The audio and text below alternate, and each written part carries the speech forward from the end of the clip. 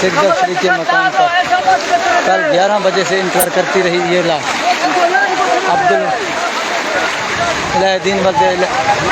अब्दुल मजीद की अहलिया। आप अपने मदद आपके तहत पे क्रॉस किया जा रहा है। खुदारा हम पर तरस खां ये आगे रेस्क्यू कर रहे हैं।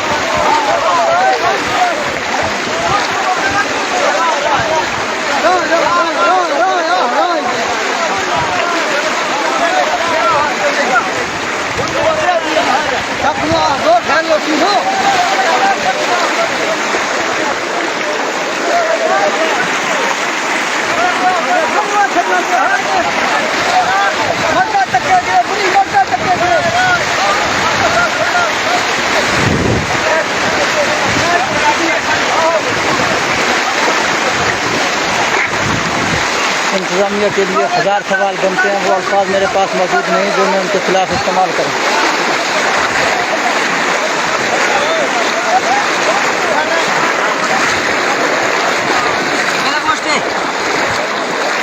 هذا بوستي يا شيخ.